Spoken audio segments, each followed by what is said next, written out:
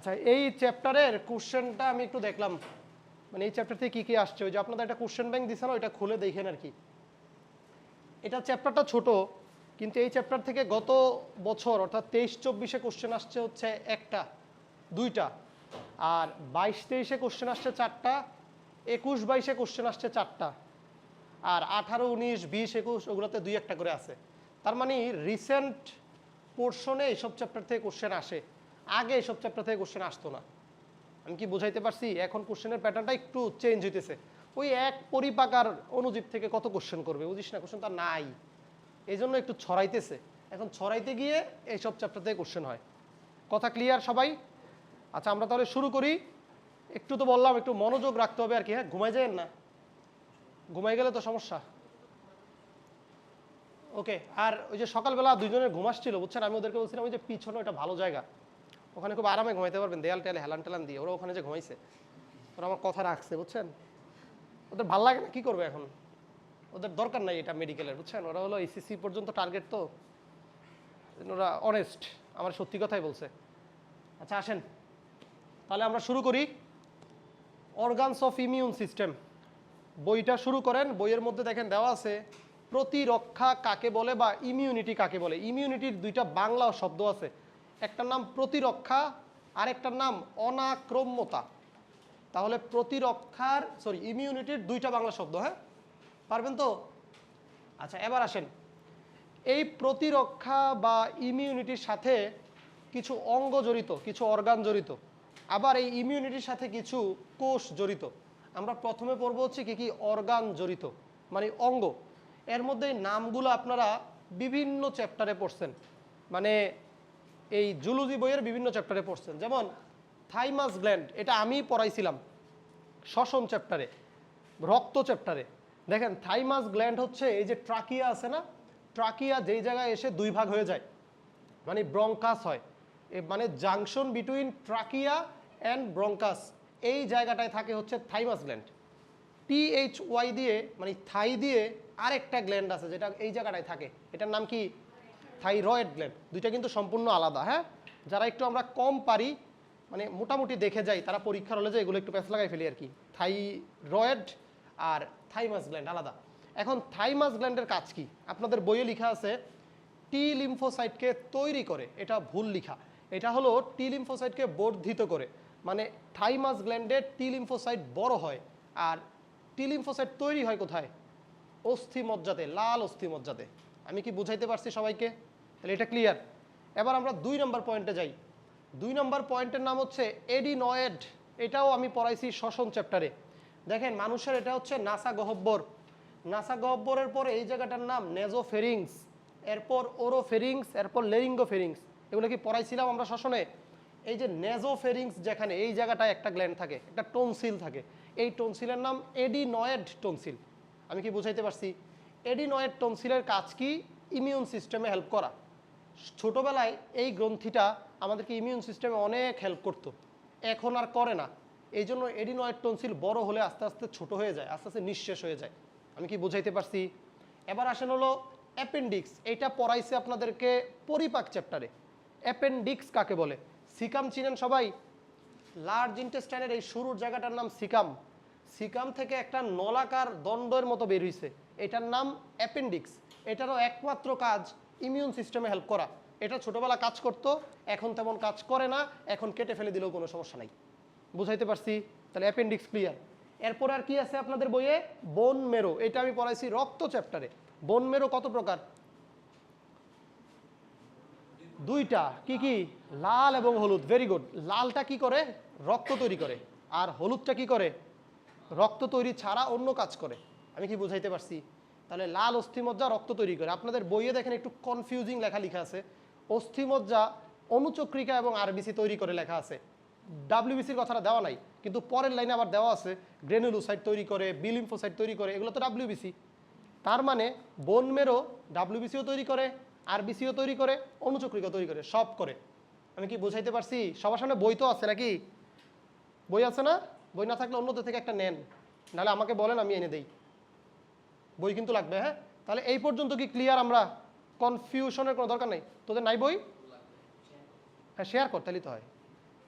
দুইজন শেয়ার করে, মানে কোন টেবিলে নাই দেখ, তোদের আছে? ওকে, এবার আয় হচ্ছে স্প্লিন।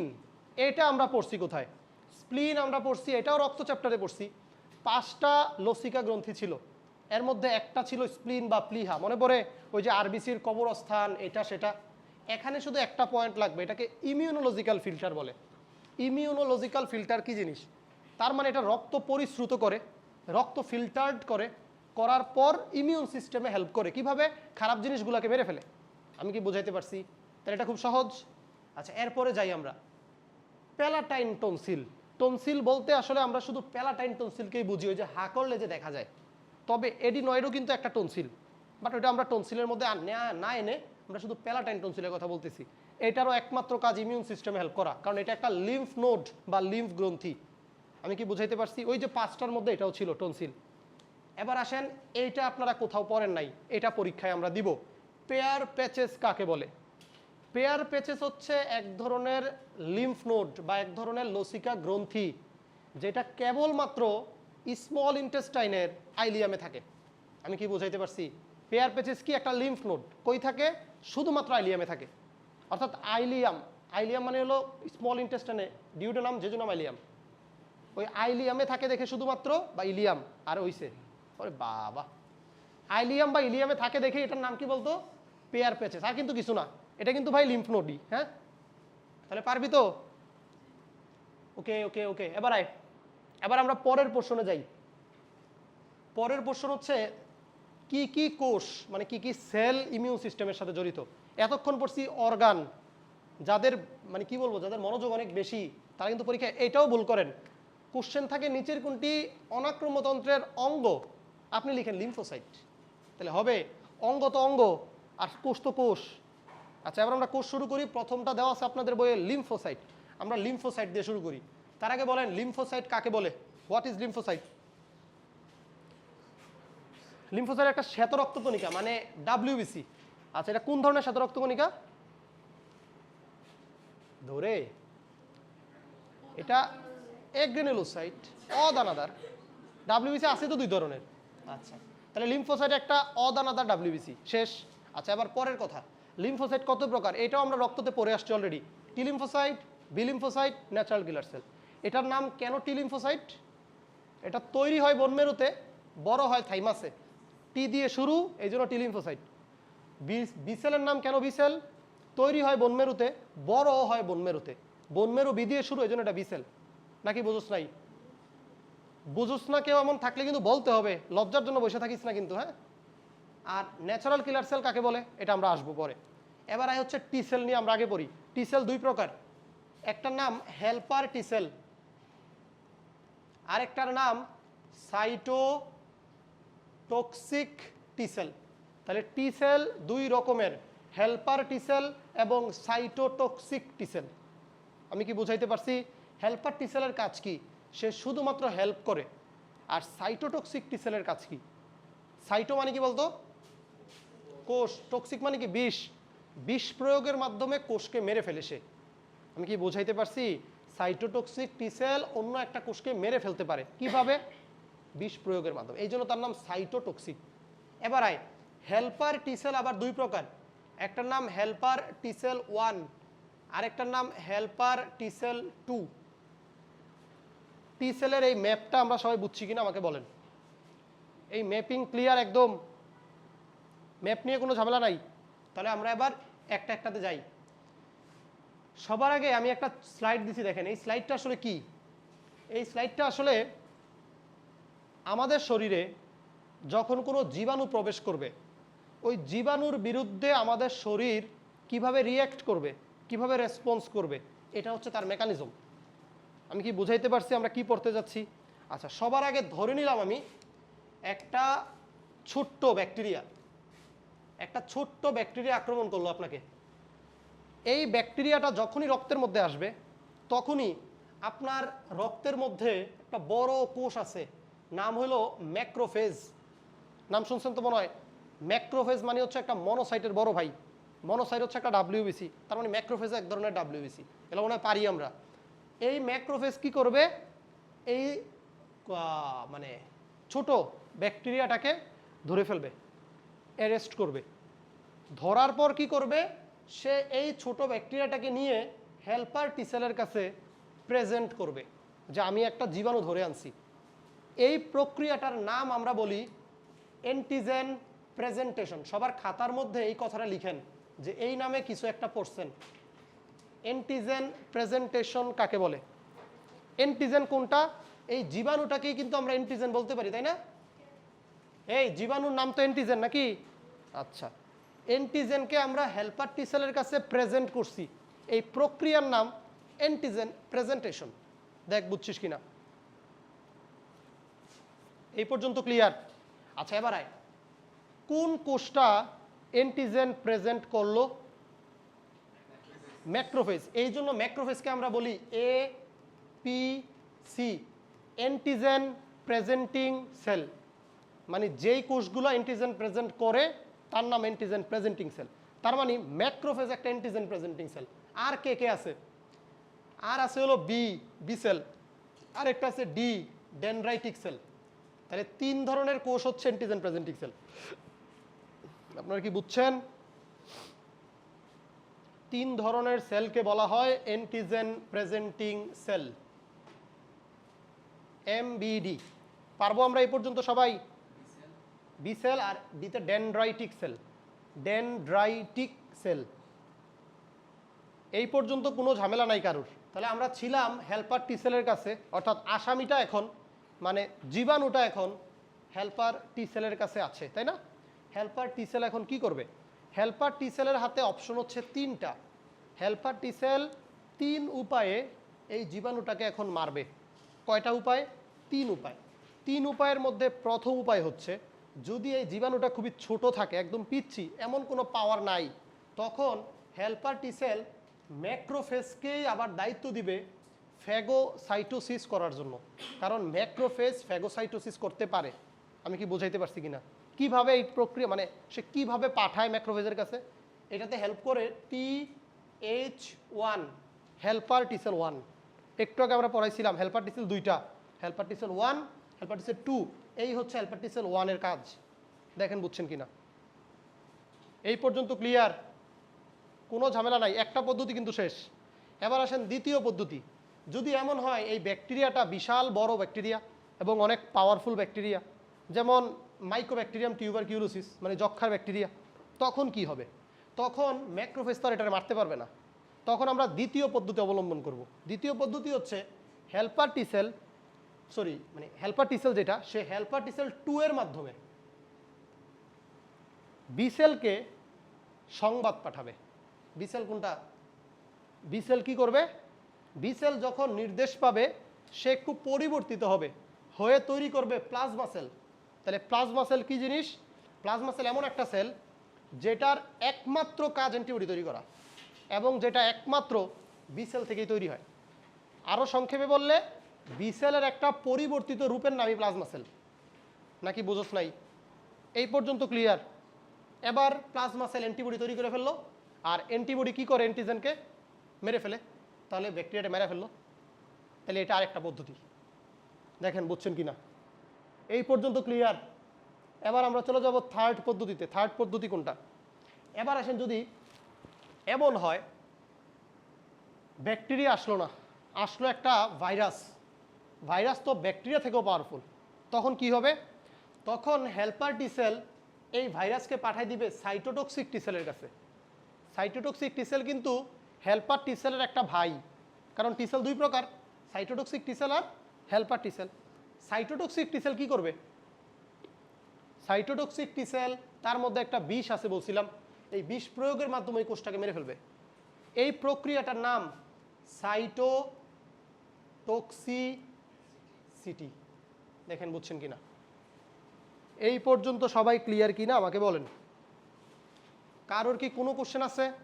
এবার পরীক্ষায় কোশ্চেন আসতে পারে সাইটোটক্সিসিটির মাধ্যমে কোন কোন কোষ মারা যায়। 1 নম্বরে লিখেন ভাইরাস ইনফেক্টেড সেল বা virus cell. Virus infected cell হচ্ছে 1 নম্বর। 2 নম্বরে লিখেন টিউমার সেল বা ক্যান্সার সেল। আর 3 নম্বরে লিখেন allograft cell, ALLO, GRAFT, allograft cell. অ্যালোগ্রাফটা আপনারা চিনবেন না, এটা কি জিনিস আমি একটু বলি। অ্যালো মানে হচ্ছে আরেকজনের, অ্যালোগ্রাফট, ALLO, GRAFT। প্রথমটা কোনটা? ক্যান্সার সেল লিখছস, ভাইরাস ইনফেক্টেড সেল লিখছিস সবাই?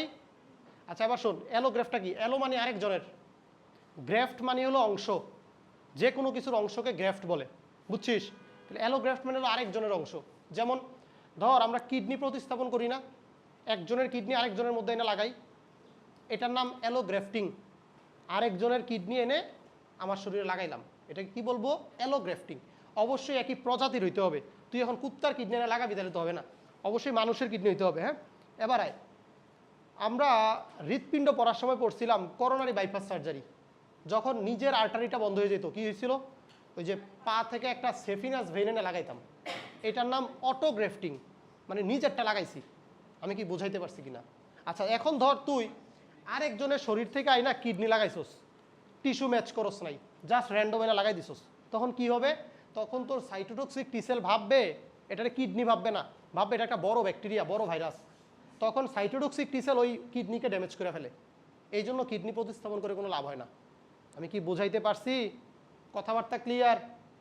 ওকে, এবার আয়, এরপরে আরেকটা পড়া বাকি। মেমোরি সেল কাকে বলে? মেমোরি সেল হচ্ছে এমন একটা সেল যে কোনো কিছু সেভ রাখতে পারে। এখন ধর হেল্পার টি সেল বি সেলকে বলছিল এই জীবাণুটাকে মেরে ফেলার জন্য, সে মেরে ফেলছে। ধর ডেঙ্গু ছিল, ডেঙ্গুকে মেরে ফেলছে, বাট সে একটা মেমোরি সেভ করে রাখবে তার কাছে। ভবিষ্যতে যদি কোনোদিন আবার একটা ডেঙ্গু ভাইরাস আক্রমণ করে, তখন এই মেমোরি সেল অটোমেটিক ওটা মেরে ফেলবে, এত পদ্ধতি অবলম্বন করা লাগবে না, ডাইরেক্ট গুলি। আমি কি বুঝাইতে পারছি? এটা হলো মেমোরি সেলের উপকারিতা। এই জন্য আমাদের একই অর্গানিজম দিয়ে বারবার ইনফেকশন হয় না, কারণ মেমোরি সেল সবসময় অ্যালার্ট থাকে, যখনই একই অর্গানিজম আসে তখনই অ্যাটাক করে। আমি কি বুঝাইতে পারছি? এই মেমোরি সেল দুই জায়গাতে আছে, একটা হলো টি সেলের জন্য আছে, বি সেলের জন্য আছে। দেখেন কারোর কোনো ডাউট আছে কিনা? তাহলে আমি এই স্লাইড কিন্তু মুছে দিলাম, বলেন কোনো ঝামেলা? কোনো ঝামেলা নাই। আচ্ছা আপনাদের ঝামেলা এমনি তো থাকে না বেশি একটা। এবার আসলে হলো টি কোষ আর বি কোষের পার্থক্য পাইছেন? একমাত্র ব্যাচ আমি আমার জীবনে দেখছি, বুঝছস, যাদের কোনো প্রবলেম থাকে না। অন্যবার কি হয়, পোলাপান কোশ্চেন করতে করতে এমন অবস্থা হয় পানি খাওয়া লাগে 10 বার, মানে গলাটা শুকায় যায়। কিছু একটা পড়াইলেই কোশ্চেন, বৃষ্টির মতো কোশ্চেন। পোলাপান মানে অন্য লেভেলের থাকে এগুলা, মানে শুধু কেমনে অপমান করবে, বুঝছস। তোদের অবশ্য ভালো, তোরা কিছু করস টরস না। আচ্ছা শোন, এই পার্থক্যের উপর 5টা স্টার দে, দিছিস? এবার এই পার্থক্যটা পর, এই 6টা পয়েন্ট আরও কিছু বোঝানো লাগবে তোদেরকে। দেখ 1 নম্বর পয়েন্টই তোদেরকে বোঝানো লাগবে। 1 নম্বর পয়েন্টে লেখা আছে কোষ নির্ভর ইমিউনিটি, রস নির্ভর ইমিউনিটি। এটা মানে কি? এই যে দেখ, একটু আগে আমরা অ্যান্টিবডির মাধ্যমে মারছিলাম যে ব্যাকটেরিয়াকে, অ্যান্টিবডি কই থাকে? রক্তের মধ্যে, মানে রসের মধ্যে। এই জন্য এই প্রক্রিয়াটার নাম রস নির্ভর ইমিউনিটি। আর এদিক দিয়ে মারছি কেমনে? কোষকে মারছি বিষ দিয়ে, এই জন্য এটার নাম কোষ নির্ভর ইমিউনিটি। মানে সাইটোটক্সিক টিসেল যেটা মারছে এটা কোষ নির্ভর, আর এটা রস নির্ভর। বুঝছস কিছু? ক্লিয়ার কিনা বল? ওকে, এবার এরপরের পয়েন্ট 2 নম্বরে তোরা বুঝবি না হচ্ছে বার্সাল লিম্ফয়েড অঙ্গ কাকে বলে। এটা একটা লিম্ফ নোড, যেই লিম্ফ নোড থাকে পাখির মধ্যে, পাখির নি জয়েন্ট যেখানে হাঁটু, পাখির হাঁটুর মধ্যে এই গ্রন্থিটা থাকে। এখন বিজ্ঞানীরা প্রথম বি সেল আবিষ্কার করছিল এই পাখির লিম্ফ নোড থেকে, বার্সাল লিম্ফ নোড থেকে, এবং তখন নাম দিছিল বি সেল, কারণ বার্সাল বি দিয়ে শুরু, বি সেল বি দিয়ে শুরু, বুঝছিস। মানুষেও বি সেল আছে, মানুষেও বার্সাল লিম্ফ নোড আছে, সেটা আমরা যাচ্ছি না ওইদিকে। হ্যাঁ, আমরা এই জন্য সহজভাবে মনে রাখি বোন মেরুতে বড় হয়ে দেখে নাম বি সেল, বাট আসল এক্সপ্লেনেশন কিন্তু এটা, বার্সাল লিম্ফ নোড আবিষ্কার হয়েছিল দেখে নাম বি সেল, হোয়াট এভার। এবার 3 নাম্বার পারবি আশা করি। 4 নাম্বার পয়েন্ট বুঝবি না। 4 নাম্বার পয়েন্টে দেখ লেখা আছে টি সেলের 4টা রূপ আছে, রূপভেদ। কি কি? 1 নম্বরে দেওয়া আছে কিলার টি কোষ। মানে কি? মানে হলো যে সাইটোটক্সিক টি কোষের আরেক নাম কিলার টি কোষ। সাইটোটক্সিক টি কোষ কি করে? মেরে ফেলে। আর কিলার টি কোষও মেরে ফেলে। হেল্পার টি সেল তো বুঝোস। আচ্ছা, আরেকটা কি সাপ্রেসর টি কোষ? কি জিনিস? সাপ্রেসর মানে যে সাপ্রেস করে, সাপ্রেস মানে দমন করা।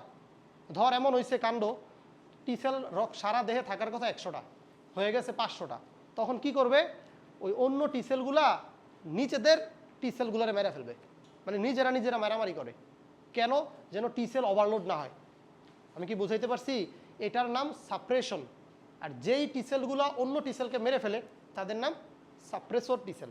দেখ বুঝছস কিনা। আরেকটার নাম মেমোরি টিকো, সেটা তো আমরা পড়ছি। ওকে, আর কোনো কোশ্চেন আছে কিনা এই ছকে আমাকে বলতে পারোস। আমি আমার দিক থেকে বললাম আর কি, কারণ আমি জানি তোরা আমার জিজ্ঞেস করবি না। আলহামদুলিল্লাহ। 6 কোনটা সমস্যা বল? এটাই তো বললাম, সাপ্রেসর টিসেলের অবদমনমূলক প্রভাব আছে। সাপ্রেসের বাংলা হচ্ছে দমন করা, আরও বাংলা হচ্ছে অবদমন করা, একই তো কথা। আর বিসেলের এমন কিছু নাই। অবদমন মানে দমিত করা, সাপ্রেশন করা।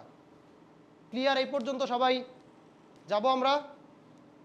ওকে, এবার চলে আয় তোদের বইয়ে লিম্ফোসাইটের মধ্যে যা যা আছে আমরা এতক্ষণ মাত্র এগুলা পড়লাম। মানে আমি যে এত কিছু বললাম সবগুলা মাত্র এইটুক পড়া। পাইছস লিম্ফোসাইট প্রথম পেজে? এটার মধ্যে এতগুলা পড়া আছে। এটা বুঝবেন কেমনে? যখন যদি মনোযোগ দিয়ে পড়েন তাইলে বুঝবেন। আর যদি একবার রিডিং দিয়ে যান জাস্ট, তাহলে মনে হবে মাত্র কয়েকটা লাইন। ঠিক আছে? আচ্ছা, এবার আসেন হচ্ছে প্রাকৃতিক মারণ কোষ বা ন্যাচারাল কিলার সেল। পাইছেন? এটা কি জিনিস? প্রথম কথা হচ্ছে এটার নাম কেন প্রাকৃতিক মারণ কোষ? কারণ সে প্রাকৃতিকভাবে যে কোনো ভাইরাস ব্যাকটেরিয়াকে মেরে ফেলতে পারে। দেখ চিন্তা কর, বি সেল শুধু মারতে পারে ব্যাকটেরিয়াকে, টি সেল মারতে পারে ভাইরাসকে, কিন্তু ন্যাচারাল কিলার সেল যে কোনো কিছুই মেরে ফেলতে পারে। এই জন্য তার নাম ন্যাচারাল কিলার সেল। কেমনে মারে? তার মধ্যে 3টা বিষ আছে। এই বিষগুলোর নাম সাইটোটক্সিন, পারফোরিন, গ্রানাইজাইম। এটা পরীক্ষায় আসবে। এর পরের প্রশ্ন আসবে এরা কিভাবে মারে একটা কোষকে। দেখ পারফোরিনটা কি করে? পারফোরিনটা পারফোরেট করে। পারফোরেট করা মানে কি? ছিদ্র করা। এই এনজাইমটা ওই ভাইরাস বা ব্যাকটেরিয়ার কোষকে ছিদ্র করে ফেলে। তখন কি হয়?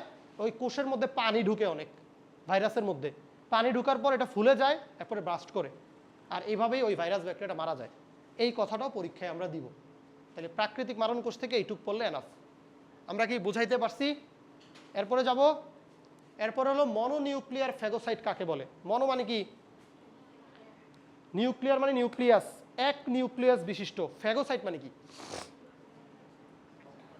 ফ্যাগোসাইট মানে যে ফ্যাগোসাইটোসিস করতে পারে। কারা কারা করতে পারে? 2টা জিনিস, একটা নিউট্রোফিল, একটা মনোসাইট। মনোসাইট মানে ম্যাক্রোফেজ। এটা ক্লিয়ার একদম, এটা নিয়ে আমাদের বেশি পেঁচানোর কিছু নাই। আমাদের এইটুক জায়গা 5 স্টার দেন সবাই। এই জাস্ট এই 2-3টা লাইন পাইছেন বইয়ের মধ্যে? আচ্ছা, এবার এটা একটু বুঝতে হবে, শোনেন সবাই খাতার মধ্যে একটু লিখেন। মনোসাইট যখন রক্তের মধ্যে থাকে, মনোসাইট যদি রক্তের মধ্যে থাকে নাম হলো মনোসাইট। মনোসাইট যখন রক্তের মধ্যে থাকে আমরা তাকে মনোসাইট বলি। এই মনোসাইট যখন কোষের মধ্যে যায় তখন তার নাম হয়ে যায় ম্যাক্রোফেজ।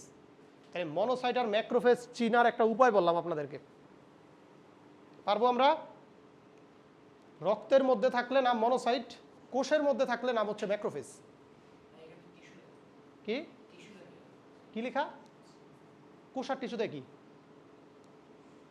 আচ্ছা, এবার কথা হচ্ছে এই যে বললাম বিভিন্ন কোষে গেলে নাম ম্যাক্রোফেজ হয়, এই বিভিন্ন কোষের উপর ডিপেন্ড করে আমরা ম্যাক্রোফেজের অনেকগুলো নাম বাইর করছি। যেমন দেখ প্রথমে দেওয়া আছে যকৃতের কুফার কোষ বা কাফার কোষ। কুফা না, কিন্তু এখানে শুধু কুফা লেখা, এটা হবে কাফার অথবা কুফার। বুঝছস? আচ্ছা, এটা কই আছে? এটা তোরা পড়ছস কোথায়? পরিপাকে। মনে পড়ে এটা কোনটা? কে বলতে পারবি? বল। হ্যাঁ, শুধু যকৃৎ, এটা আমি বুঝছি। তো যকৃতের মধ্যে এটা আছে তো আমি বুঝছি। এটা হচ্ছে কি শোন, যকৃতের মধ্যে হেপাটোসাইট আছে তাই না? যকৃৎ কোষ। এবার দেখ এটা এক সারি যকৃৎ কোষ, এটা আরেক সারি যকৃৎ কোষ। তাহলে হেপাটোসাইট এখানে কয় সারি আছে? 2 সারি। এই 2 সারির মাঝখানে একটা ফাঁকা থাকে সবসময়। এই ফাঁকাটার মধ্যে রক্তনালী থাকে, ব্লাড ভেসেল। আর যকৃতের ব্লাড ভেসেলের নাম কি? বল। সাইনোসয়েড। এটা পরীক্ষায় আসে না? ইম্পর্টেন্ট একটা জিনিস। সাইনোসয়েড কাকে বলে? যকৃতের ব্লাড ভেসেলের নাম সাইনোসয়েড। আর এই সাইনোসয়েডটা কি দিয়ে তৈরি? কুফার কোষ দিয়ে তৈরি। এবার বুঝছস কাফার সেল? এবার মনে থাকবে তো? ওকে, এবার আরেকটা লেখা আছে দেখ তোদের বইয়ে, যোজক টিস্যুর হিস্টিওসাইট। যোজক টিস্যু মানে যোজক কলা, কানেকটিভ টিস্যু। এই কানেকটিভ টিস্যুর মধ্যে এক ধরনের ম্যাক্রোফেজ থাকে, সেটার নাম হিস্টিওসাইট। এরপরে দেওয়া আছে অ্যালভিউলার ম্যাক্রোফেজ, এটা আমি শ্বসনে পড়াইছিলাম। অ্যালভিউলাসের ভিতরে ম্যাক্রোফেজ থাকে, এটার নাম অ্যালভিউলার ম্যাক্রোফেজ। এটা পরীক্ষায় আমরা দিব না কারণ এটা সহজ। এবার হলো অস্থির অস্টিওক্লাস্ট। এটা কিন্তু একটু ঝামেলা আছে। অস্টিওব্লাস্ট ছিল আগের বইয়ে, যাদের বইয়ে এখনো অস্টিওব্লাস্ট লেখা এটা কাইটা লেখা অস্টিওক্লাস্ট। এখনো ব্লাস্ট আছে কারোর বইয়ে লেখা? কয় বছর আগের বই এটা? নতুন বইয়ে ব্লাস্ট লেখা ধরে? অবশ্যই ক্লাস্ট লেখা নতুন বইয়ে। ঠিক আছে, লিখছিস, ঠিক করছিস। ব্লাস্ট লিখলে কিন্তু এখন কাটা। আচ্ছা এবার বল, অস্থির মধ্যে কয় ধরনের কোষ থাকে? কি কি? অস্টিওপ্রোজেনিটর সেল, অস্টিওব্লাস্ট, অস্টিওক্লাস্ট, অস্টিওসাইট। এখন অস্টিওক্লাস্টটা কি? অস্টিওক্লাস্ট হলো যেসব অস্টিওব্লাস্ট অস্টিওসাইটে রূপান্তরিত হইতে পারবে, তার মধ্যে ক্ষমতা থাকে, সেটার নাম অস্টিওক্লাস্ট। আমি কি বুঝাইতে পারছি? তার মানে যেসব কোষ বা যেসব অস্টিওব্লাস্ট অস্টিওসাইটে রূপান্তরিত হবেই তাদের নাম অস্টিওক্লাস্ট। এই অস্টিওক্লাস্ট হচ্ছে এক ধরনের ম্যাক্রোফেজ। আমি কি বুঝাইতে পারছি সবাইকে? এবার বৃক্কের মেসেঞ্জিয়াল কোষ হবে এটা, যাদের বইয়ে যকৃৎ লেখা কাট, এটা হবে বৃক্কের মেসেঞ্জিয়াল কোষ। ঠিক করছিস? বইয়ের মধ্যে যকৃৎ লেখলে কিন্তু কাটা। আচ্ছা মেসেঞ্জিয়াল কোষ কোনটা একটু দেখি, দেখ। বৃক্ক হবে, কিডনি। এই যে দেখ, এটা হচ্ছে কিডনির গ্লুমেরুলাস, চিনস তো? এই গ্লুমেরুলাসের মধ্যে দেখ সবুজ সবুজ কিছু কোষ আছে, এদের নাম মেসেঞ্জিয়াল কোষ। তার মানে বৃক্কের গ্লুমেরুলাসে মেসেঞ্জিয়াল কোষ থাকে। পারবি সবাই? আরেকটা আছে হলো মাইক্রোগ্লিয়া। মাইক্রোগ্লিয়া কোথায় পড়ছিস বল? কোথায়? সমন্বয় চ্যাপ্টারে পড়ছস। সমন্বয় চ্যাপ্টারে নিউরোগ্লিয়া ছিল, 4 ধরনের নিউরোগ্লিয়া। ওই যে অ্যাস্ট্রোসাইট, অলিগোডেন্ড্রোসাইট, ওখানে মাইক্রোগ্লিয়া ছিল। এই মাইক্রোগ্লিয়া এক ধরনের ম্যাক্রোফেজ। পারবি সবাই? ক্লিয়ার? ওকে ওকে ওকে। এবার চলে আয় ডেনড্রাইটিক কোষ। ডেনড্রাইটিক কোষে শুধু পড়তে হবে ডেনড্রাইটিক কোষগুলোর নাম কি কি, আর পড়তে হবে ডেনড্রাইটিক কোষ কাকে বলে। এটা একটা অ্যান্টিজেন প্রেজেন্টিং সেল, এটা তো পারস তোরা এখন, এটুক পড়লেই হবে। ঠিক আছে, ওকে। এবার চলে আসি আমরা পরের টপিকে, প্রতিরক্ষা ব্যবস্থা, ইমিউন সিস্টেম। এই প্রতিরক্ষা ব্যবস্থা 2 ধরনের, সবাই মনোযোগ দে। একটার নাম ইনেট, একটার নাম অ্যাকোয়ার্ড। ইনেট কোনটা? ইনেট হচ্ছে তুই জন্মের আগে যেটা অর্জন করস, মানে সহজ কথা, মায়ের পেটে থাকা অবস্থায় তোর মধ্যে যে ইমিউন সিস্টেম ডেভেলপ করে সেটা ইনেট। পারবি তো? আর জন্মের পর যদি হয় সেটা অর্জিত। উদাহরণ দেই, ধর আমি বললাম মায়ের অমরার মাধ্যমে তুই একটা অ্যান্টিবডি পাইছস, এটা কি ইনেট নাকি অ্যাকোয়ার্ড? ইনেট। অর্জিত মানে কি শুধু অর্জন করলে অ্যাকোয়ার্ড নাকি বেটা? বললাম না, জন্মের আগে যদি অর্জন করস সেটা ইনেট, আর জন্মের পর অর্জন করলে সেটা অ্যাকোয়ার্ড। এটা কিন্তু সবাই ভুল করবেন পরীক্ষা, আমি এই জন্য এত গুরুত্ব দিয়ে বলতেছি। ক্লিয়ার? এবার জন্মের আগে হলে ইনেট, জন্মের পরে হলে, যেমন আমি যদি আবার বলি মায়ের দুধের মাধ্যমে আমরা একটা অ্যান্টিবডি পাইছি, এটা কি? এইটা অ্যাকোয়ার্ড। মায়ের পেটে তো আর ব্রেস্ট মিল্ক খাওয়া যায় না, অমরা কিন্তু মায়ের পেটে থাকে। কথা কি ক্লিয়ার সবাই? ওকে ওকে ওকে। এবার নন স্পেসিফিক কি জিনিস আর স্পেসিফিক কি জিনিস? নন স্পেসিফিক হচ্ছে, ধর তোর মধ্যে এমন একটা ইমিউন সিস্টেম আছে যেটা ভাইরাসকেও মারতে পারে, ব্যাকটেরিয়াকেও মারতে পারে, ম্যালেরিয়াকেও মারতে পারে, সবাইরে মারতে পারে। তার মানে কোনো কিছুর জন্য নির্দিষ্ট না, যে কারে মারতে পারে। শেখ হাসিনা, এটা হচ্ছে নন স্পেসিফিক, বুঝছস? আচ্ছা এবার দেখ স্পেসিফিক কি। স্পেসিফিক হচ্ছে একটা নির্দিষ্ট জিনিসকে মারতে পারে, যেমন বি সেল শুধু মারে ব্যাকটেরিয়াকে, এটা নির্দিষ্ট। সাইটোটক্সিক টি সেল মারে হলো ক্যান্সার কোষকে, নির্দিষ্ট। আমি কি বোঝাইতে পারছি তোদেরকে? তাহলে নির্দিষ্ট আর অনির্দিষ্ট ক্লিয়ার? পরীক্ষায় আমরা মিলাবো কিভাবে? যেগুলা জন্মের আগে আমরা পাই সবগুলা অনির্দিষ্ট, মনে থাকবে সবার এই কথাটা। আর জন্মের পরে যেগুলো পাস মানে অ্যাকোয়ার্ড, সেটা সবসময় স্পেসিফিক। এটা মনে রাখতে পারলে আর ঝামেলা হবে না পরীক্ষার হলে। এইটুক কথা সবার মনে রাখতে হবে, পারবেন তো? ওকে, এবার আসেন ইনেট 3 প্রকার, এটা খুবই সহজ, এটা আমি না বললে হবে। একটা হলো প্রজাতিগত, একটা গোষ্ঠীগত, একটা ব্যক্তিগত। প্রজাতিগত মানে কি? মানুষের ইমিউনিটি আর গরুর ইমিউনিটি কি সেম হবে? অবশ্যই না। গোষ্ঠীগত কি?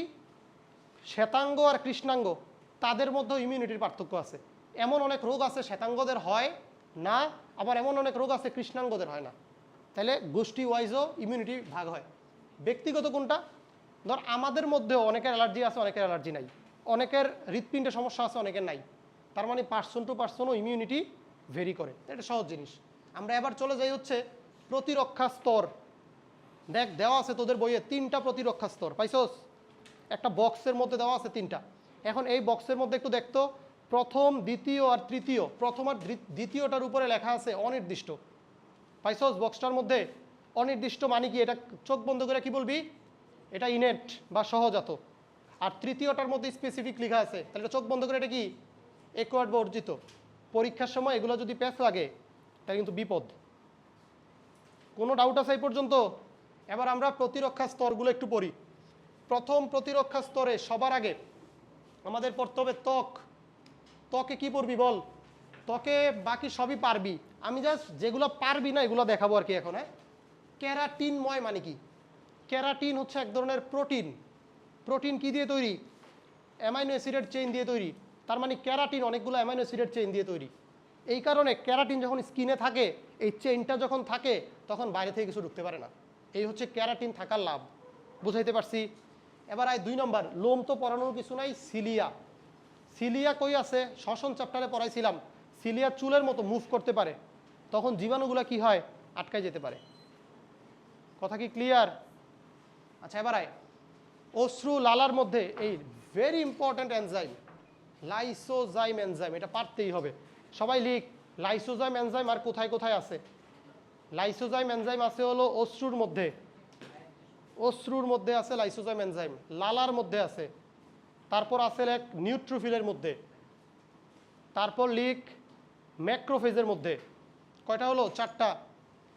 এরপরে লিখ ব্রেস্ট মিল্কের মধ্যে। আবার বলবো? ওকে, প্রথমে অশ্রু, তারপর লালা, তারপর নিউট্রোফিল, তারপর ম্যাক্রোফেজ, তারপর ব্রেস্ট মিল্ক, তারপর থাকে হলো নেজাল ডিসচার্জ, মানে নাকের পানি বল বা নাকের রস বল বা সর্দি বল, যেটা ভাল লাগে খাইতে ওইটাই বল। আচ্ছা ছোটোবেলা খাইতি, এত সিসি করে লাভ নাই। যে যত ময়লা জিনিসপত্র ছোটোবেলা খাইছস তার ইমিউন এখন তত ভালো, বুঝছস? এই জন্য গ্রামের পোলাপানের ইমিউন সিস্টেম ভালো থাকে, আর আমাদের ইমিউন সিস্টেম খারাপ, বুঝছস? আমার তো খুবই খারাপ, আমার তো একটু বৃষ্টির ফোঁটা পড়লেই জ্বর আসা পড়ে, এমন একটা অবস্থা। এখন ছোটদের বল, ওদের কেন ইমিউন সিস্টেম ভালো থাকে গ্রামের পোলাপানের? কারণ ওরা মাটির মধ্যে খেলতো, ওদের মারা উঠানের মধ্যে ওদেরকে ছেড়ে রাখতো। তখন এরা কী করতো? মুরগি, গরু, ছাগল যা খায় ওরা ওগুলো খাই ফেলতো। মুরগির ময়লা আবর্জনা সব খাই ফেলতো, যা পাইতো তাই খাইতো। এখন এত কিছু খাওয়ার পর কি হয়েছে? ওদের প্রত্যেকটার এগেনস্টে অ্যান্টিবডি তৈরি হয়ে গেছে। ছোটোবেলায় ওর জ্বর ছিল, কি বুঝছে নাকি ওই জ্বর? এখন তো সেফ, এখনও যা ইচ্ছা করুক ওর কিছু হয় না, বুঝছস? অনেক কিছুই খাইতো, তো এই হলো লাভ হয়েছে। আচ্ছা এখন লিখছস লাইসোজাইম কোথায় কোথায় থাকে?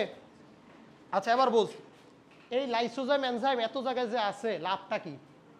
লাইসোজাইম এনজাইমের মধ্যে ব্যাকটেরিয়া নাশক একটা ধর্ম আছে, মানে লাইসোজাইম এনজাইম ব্যাকটেরিয়াকে মাইরা ফেলতে পারে। আমি কি বুঝাইতে পারছি? তাহলে এই যে এতগুলো জায়গা বললাম, এই জায়গাগুলোতে যদি কোনো ব্যাকটেরিয়ার ইনফেকশন হয়, এই এনজাইমটা ওই ব্যাকটেরিয়াগুলোকে মারতে পারে, এই জন্য সুবিধা হয়। কথা ক্লিয়ার সবাই? পারবি? তাহলে লাইসোজাইম এনজাইম ব্যাকটেরিয়া নাশক, এটা পারতে হবে। আচ্ছা এবার হচ্ছে সিরুমেন কাকে বলে? সিরুমেন তো আর না, এটা হলো সেরুমেন। সেরুমেন কোথায় আছে? কানের মধ্যে। কানের মধ্যে একটা ক্যানেল আছে, ক্যানেলটার নাম কি? এক্সটার্নাল অডিটরি মিয়েটাস, বাংলায় বলে কর্ণকুহর। পড়ছিলি?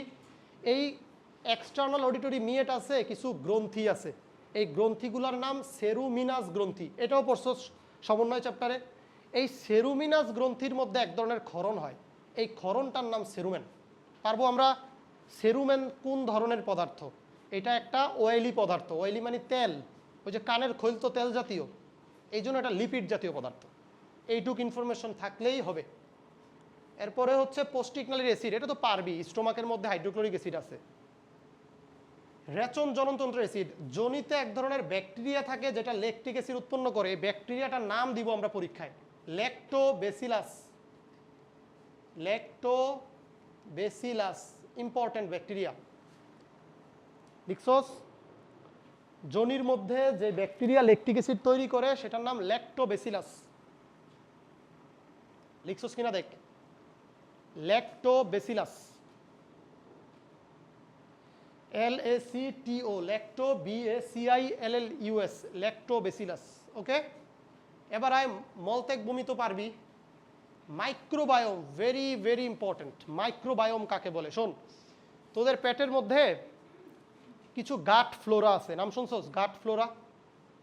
পেটের মধ্যে আমাদের কিছু উপকারী ব্যাকটেরিয়া আছে, নাম হলো ইকোলাই, তাদেরকে গাট ফ্লোরা বলে। মানে তারা আমাদের পেটের মধ্যে থাকে কিন্তু আমাদের কোনো ক্ষতি করে না। আমি কি বোঝাইতে পারছি? তারা থেকে কি করে জানোস?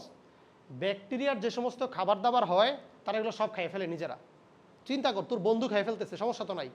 এবার কি হয়, যখন বাইরে থেকে কোনো ব্যাকটেরিয়া আসে খারাপ, তখন ওরা এসে খাবার পায় না, তখন ওরা মারা যায় খাবারের অভাবে। এই সিস্টেমটার নাম মাইক্রোবায়োম। আমি কি বুঝাইতে পারছি? কথা ক্লিয়ার? তাহলে এটা পারবেন।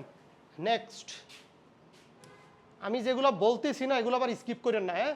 ওগুলো পারবেন দেখে আমি স্কিপ করতেছি আর কি। মনে একটু পানি দিন তো আমাকে। আচ্ছা, এবার আসেন হলো দ্বিতীয় প্রতিরক্ষা স্তর। ওইটা সাইন করতে দিছে তোদেরকে, উনি লজ্জায় বলতে পারেনি। কি একটা অবস্থা। সিস্টেমটা ইকোসিস্টেম আছে না, ইকোসিস্টেমের মতো মাইক্রোবায়োম। চিন্তা কর, আমাদের স্টাফদের অবস্থা চিন্তা করছস? দিয়ে গেছে কষ্ট করে, কিন্তু বলতে পারে নাই। কই যে যাবো চাই।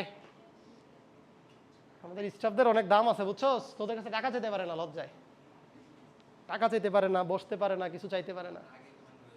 তোরা পেমেন্ট, তোর ভালো তো, তোরা পেমেন্ট করে দিস। যারা ভালো না ওদের কাছে ওরা চাইতে পারে না, বুঝছস?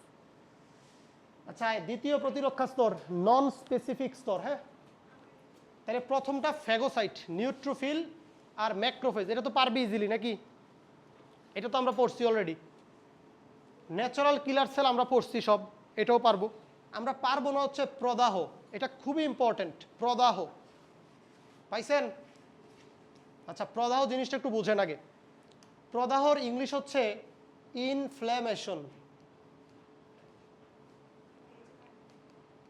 হ্যাঁ, এটার সাথে আরেকটা ওয়ার্ড আছে বুঝছেন, এটার সাথে মিল আছে, সেটার নাম কি? ইনফেকশন। হ্যাঁ হ্যাঁ দিছে, বুঝছি আমি। ঠিক আছে, থ্যাংক ইউ। দে আচ্ছা, হ্যাঁ হ্যাঁ আচ্ছা, আমরা কই জানি ছিলাম? আমরা ছিলাম হচ্ছে দুইটা ওয়ার্ড শোন, একটা হলো ইনফ্লামেশন, আরেকটা কি? ইনফেকশন। এখন বুঝ, ইনফ্লামেশন যেটা আর ইনফেকশন যেটা, ওয়ার্ড দুইটা কাছাকাছি এবং ওয়ার্ড দুইটা একটার সাথে রিলেটেড কিন্তু সম্পূর্ণ আলাদা। যেমন যখন কোনো ভাইরাস তোকে বা ব্যাকটেরিয়া তোকে আক্রমণ করে তখন সেটার নাম ইনফেকশন। তাহলে ইনফেকশন হচ্ছে একটা আক্রমণ, এটা অবশ্যই খারাপ। জীবাণু তো তোরা আর আদর করার জন্য আক্রমণ করে নাই না, এটা অবশ্যই খারাপ। ইনফ্লামেশনটা কি? ইনফ্লামেশন হচ্ছে তোর শরীরের রিয়াকশন। ওই যে ব্যাকটেরিয়াটা আক্রমণ করলো, ইনফেকশন হইলো, এটার জন্য তোর শরীরের যে রেসপন্সটা হয়, তোর যে রিয়াকশনটা হয়, সেটার নাম হচ্ছে ইনফ্লামেশন। আমি কি বুঝাইতে পারছি সবাইকে? তাহলে ভালো হচ্ছে ইনফ্লামেশন, খারাপ হচ্ছে ইনফেকশন। কথা ক্লিয়ার? আচ্ছা, এবারে ইনফ্লামেশনের কিছু প্রসেস আছে, 4টা স্টেপে ইনফ্লামেশন হয়। এই 4টা সিরিয়াল ওয়াইজ মনে রাখতে হবে। লাল হয়, গরম হয়, ফুলে যায়, ব্যথা হয়। পাইছিস? এটা সিরিয়াল ওয়াইজ মনে রাখতে হবে। মশা কামড় দিলে যা হয় আর কি, বুঝছস? আচ্ছা, এবার আয়, ধর তোর একটা মশা কামড় দিল, যেই জায়গাটা কামড় দিছে ওই জায়গায় ইনফেকশন হয়েছে নাকি? আচ্ছা, এই ইনফেকশনের কারণে ওই স্পেসিফিক জায়গাটায় রক্তের চলাচল বেড়ে যাবে। কেন রক্তের চলাচল বাড়বে? কারণ ওখানে নিউট্রোফিল আসা লাগবে, ওখানে ম্যাক্রোফেজ আসা লাগবে, এসে ওটাকে মারা লাগবে না? এই জন্য সবাই যখন ওই জায়গায় আসে এই জন্য রক্তের চলাচল বেড়ে যায়। আর রক্তের কালার কি? লাল, এই জন্য ওই এলাকাটা লাল হয়। তো এটার লজিক বোঝা গেছে। এবার আয় 2 নম্বর, কেন গরম হয়? রক্তের তাপমাত্রা বেশি, যেই জায়গায় রক্তের চলাচল বেশি থাকে শরীরের ওই জায়গাটা গরম থাকে। আমি কি বোঝাইতে পারছি? তো এই জন্য এই জায়গাটা গরম হয়। এবার আয় হচ্ছে ফুলে যায় কেন? রক্তের সাথে কিছু পানি আসে ওই জায়গাটায়, তো পানির পরিমাণ বেড়ে গেলে ওই জায়গাটা অটোমেটিক ফুলে যায়, এই জন্য মশা কামড় দিলে ফুলে যায়। বুঝছিস? এবার ব্যথা হয় কেন? একটা জায়গা যদি ফুলে যায় আশেপাশের নার্ভগুলো কি হবে? চাপ খাবে না? আর চাপ খাইলে ওরা ব্যথা পাবে। বুঝছিস কথা এই পর্যন্ত? এই 4টা সিকোয়েন্স সবার মনে রাখতেই হবে। এবার আসেন কমপ্লিমেন্ট সিস্টেম, আরও বেশি ইম্পর্ট্যান্ট। পাইছেন কমপ্লিমেন্ট সিস্টেম? আগে শুনেন কমপ্লিমেন্ট সিস্টেমের কাহিনী। কমপ্লিমেন্ট মানে কি? ধর কেউ তোকে বললো যে আপনাকে খুব সুন্দর লাগতেছে, এটা একটা কমপ্লিমেন্ট। আপনি সামনের উইকলিতে ভালো করবেন, এটা একটা কমপ্লিমেন্ট।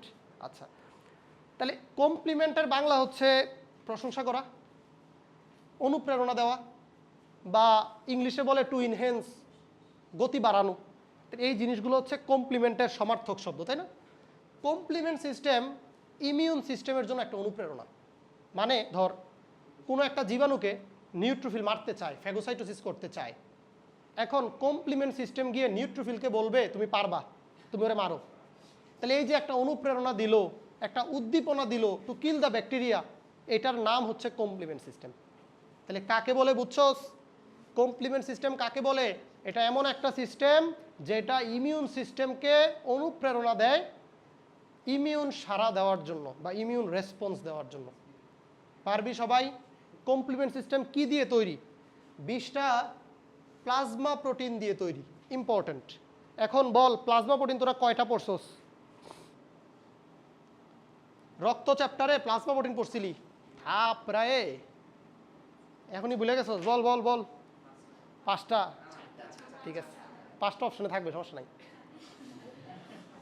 তুই কারেক্ট, তুই অপশন কমন পড়ছে তোর। 4টা এলো গেল ফিরে পেলো, এটা বুঝছিস? আচ্ছা এবার আয়, তোরা পড়ছস 4টা, এখানে 20টা আসলো কেমনে? 4টা হলো প্রধান, সাথে আর অনেকগুলো থাকে, সবগুলা 20টা, বুঝছস? আর বাকি পড়াগুলো বইয়ে রিডিং আছে, রিডিং দিলে আমার কথা মনে পড়বে, তাহলে কমপ্লিমেন্ট সিস্টেম পারবি। কমপ্লিমেন্ট সিস্টেম এটা ভালো করে দাগ দিয়ে রাখ। এবার চলে আয় ইন্টারফেরন কাকে বলে। ইন্টারফেরন থেকে শুধু তোদের পড়তে হবে যে এটা একটা গ্লাইকোপ্রোটিন। গ্লাইকোপ্রোটিন মানে কি? এটা কার্বোহাইড্রেট এবং প্রোটিনের সমন্বয়ে তৈরি। আর পড়া লাগবে এটা কী করে? এটা ভাইরাসকে মারে। শুধু এইটুক ইনফরমেশন পড়লেই হবে কমপ্লিমেন্ট সিস্টেম থেকে, সরি ইন্টারফেরন থেকে। এবার আয় হলো জ্বর। জ্বরের সিস্টেমটা খুব সুন্দর, শোন। ধর তোর শরীরে কোনো ইনফেকশন হয়েছে, ইনফেকশন হওয়ার পর তোর শরীরে ইনফ্লামেশন শুরু হবে। ইনফ্লামেশন যখন হবে তখন রক্তের মধ্যে নিউট্রোফিল আর ম্যাক্রোফেজের সংখ্যা বাড়বে না কমবে? বাড়বে। নিউট্রোফিল আর ম্যাক্রোফেজের সংখ্যা যখন বাড়বে তখন তারা তাদের উদ্দীপনার কারণে রক্ত থেকে একটা নতুন পদার্থ খরিত হয়, সেটার নাম পাইরোজেন। আমি কি বুঝাইতে পারছি? এই পাইরোজেন এখন রক্ত থেকে চলে যাবে মাথায়, মাথায় হাইপোথ্যালামাসে যাবে। হাইপোথ্যালামাসে যাওয়ার পর পাইরোজেনটা হাইপোথ্যালামাসকে বলবে তুমি শরীরের তাপমাত্রা বাড়াই দাও। এত কিছু থাকতে কেন হাইপোথ্যালামাসের কাছে গেল? কারণ হাইপোথ্যালামাস শরীরের তাপমাত্রা নিয়ন্ত্রণ করতে পারে একমাত্র, আমরা এটা পড়ছি সমন্বয় চ্যাপ্টারে। তারপর হাইপোথ্যালামাস জ্বর আনতে বাধ্য করে। আমি কি বুঝাইতে পারছি? সিস্টেমটা বুঝছস? প্রথমে দায়ী হইল ইনফেকশন, এরপর দায়ী হলো ইনফ্লামেশন, এরপর দায়ী হলো নিউট্রোফিলার ম্যাক্রোফেজ, এরপর দায়ী পাইরোজেন, এরপর দায়ী হাইপোথ্যালামাস, এই জন্য জ্বর হয়। এই যে আমি সিকোয়েন্সটা বললাম, পরীক্ষায় যে কোনো একটা থাকতে পারে, তখন আপনি এটা দাগাবেন। আর কারোর যদি কিচ্ছু মনে না থাকে, অ্যাটলিস্ট পাইরোজেন নামটা মনে রাখতে হবে। আর ওইটাও মনে না রাখতে পারলে কিছু করার নাই, শুধু পাইরোজেন মনে রাখলে কমন পড়ে যাবে আর কি। হ্যাঁ, এরপরে যাই। এগুলো আমরা সব পড়ছি, কিন্তু এগুলো তোরা বই দাগানো বই থেকে দাগাবি সুন্দর করে। হ্যাঁ, তোদের মুন্নি আপু দাগাইছে, আমি বলে দিছি, সমস্যা নেই। এবার আয়, এবার হলো দেহের প্রতিরক্ষায় ত্বকের ভূমিকা। পাইছস? দেহের প্রতিরক্ষায় ত্বকের ভূমিকা পাইছি সেটা। আচ্ছা, এর মধ্যে নতুন বইয়ে কিছু চেঞ্জেস আসছে। পুরান বইয়ে এটা আমারটা যেটা, এটা পুরান বই, আর নতুন বইয়ে এই নাম্বারিংগুলো চেঞ্জ, পড়াগুলো সেম বাট নাম্বারিংগুলো একটু ভিন্নতা আছে। হ্যাঁ, আচ্ছা শোন, 1 নম্বরে এখানে কী দেওয়া আছে? এপিডার্মিস কি জিনিস? এপি মানে বাইরের, ডার্মিস মানে ত্বক, ত্বকের বাইরের স্তরের নাম এপিডার্মিস। পারবি তো? আচ্ছা, এপিডার্মিসের মধ্যেও স্কিনের ক্ষেত্রে মানে ত্বকের ক্ষেত্রে এপিডার্মিসের মধ্যে অনেকগুলো লেয়ার থাকে। তার মধ্যে সবচেয়ে বাইরেরটার নাম স্ট্রেটাম কর্নিয়াম। পারবি? স্ট্রেটাম কর্নিয়াম কি দিয়ে তৈরি? মৃত এবং চাপা কোষ দিয়ে তৈরি। মৃত কোষ হলে সুবিধা কি? মৃত হইলে ওই কোষটা একটু মোটা হয় এবং শক্ত হয়, এই জন্য স্ট্রেটাম কর্নিয়াম অনেক শক্ত। আর স্কিন এত শক্ত হওয়ার কারণে ভিতরে জীবাণু ঢুকতে পারে না। আমি কি বোঝাইতে পারছি সবাইকে? তার স্কিনের মধ্যে মৃত কোষ আছে। এবার আয়, লেখা আছে দেখ সিবিসিয়াস গ্রন্থি এবং ঘাম গ্রন্থি, পাইছস? তোদের এইটা নিয়ে একটু প্যাচ লাগবে। কানের মধ্যে থাকে সেরোমিনাস গ্রন্থি, এটা কানে। ত্বকের মধ্যে দুইটা জিনিস থাকে, একটা সোয়েট গ্ল্যান্ড, একটা সিবিসিয়াস গ্ল্যান্ড। সোয়েট গ্ল্যান্ডের কাজ হচ্ছে ঘাম, এটা তো সহজ। সিবিসিয়াস গ্রন্থির কাজ হচ্ছে সিবাম তৈরি করা। সিবাম কি জিনিস?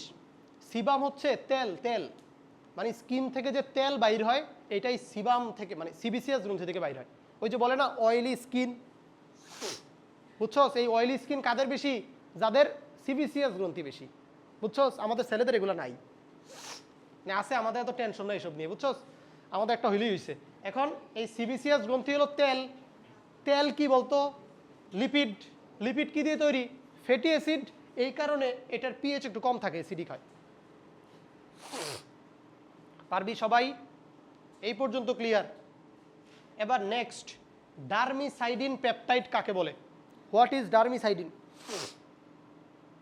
ডার্মি মানে তো ত্বক, সাইডিন মানে কি? CIDIN। সাইডিন মানে হচ্ছে কোনো কিছু মেরে ফেলা। ডার্মিসাইডিন পেপটাইড হচ্ছে, এটা এমন একটা পেপটাইড যেটা ডার্মিস মানে ত্বকে থাকে এবং ব্যাকটেরিয়াকে মেরে ফেলে, এই জন্য এটার নাম হয়েছে ডার্মিসাইডিন পেপটাইড। পারবি নাকি? ক্লিয়ার? এবার আয়,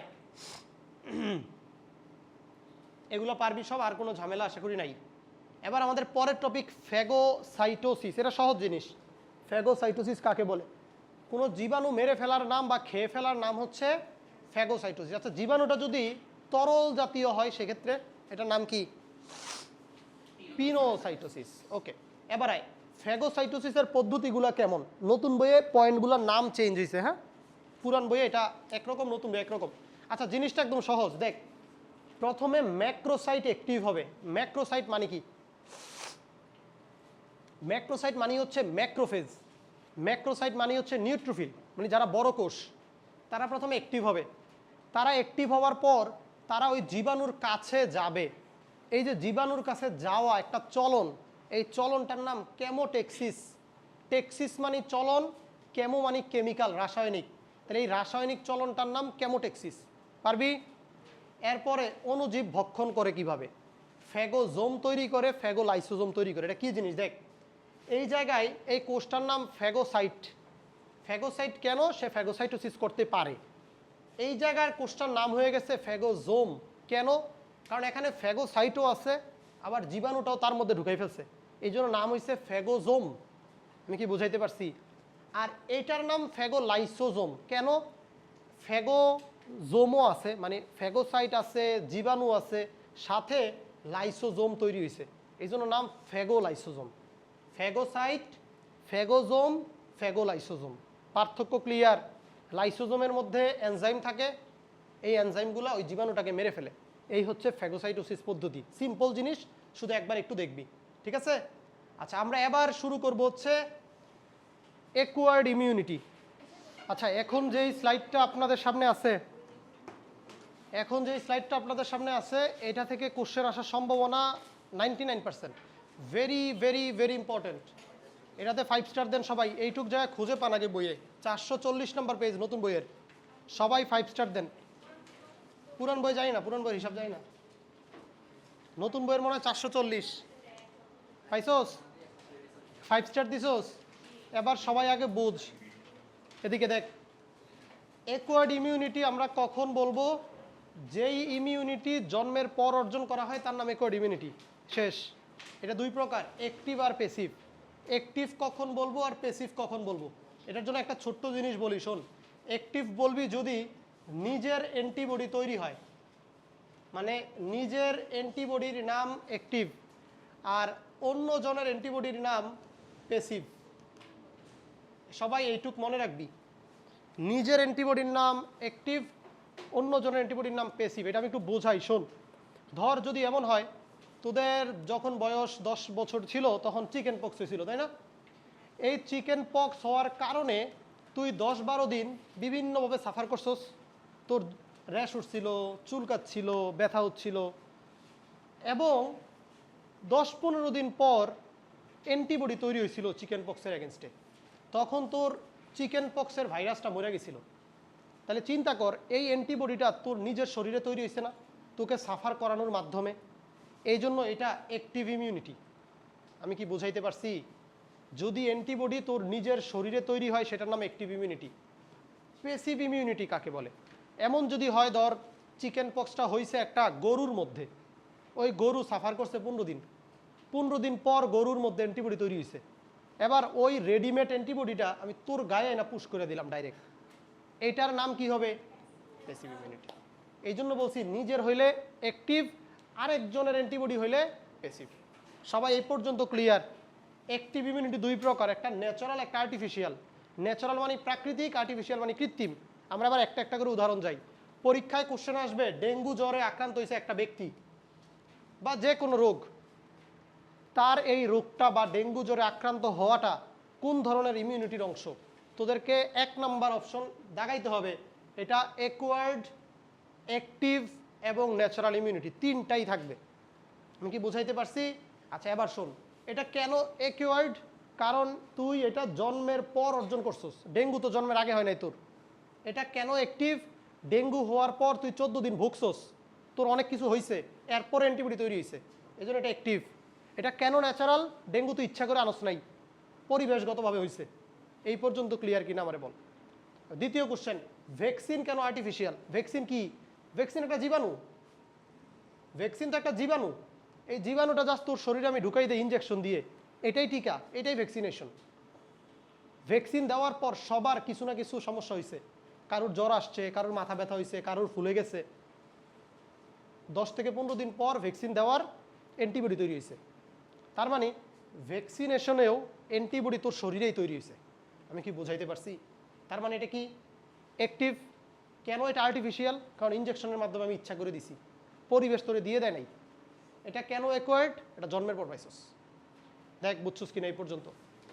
ক্লিয়ার? এবার আয় মা থেকে শিশু দেহে, এটা দিয়ে আমি বুঝাইছি প্রধানত ব্রেস্ট মিল্কের কথা, অর্থাৎ মায়ের দুধের মাধ্যমে আমরা কিছু অ্যান্টিবডি পাই। সেটা কোন ধরনের ইমিউনিটি?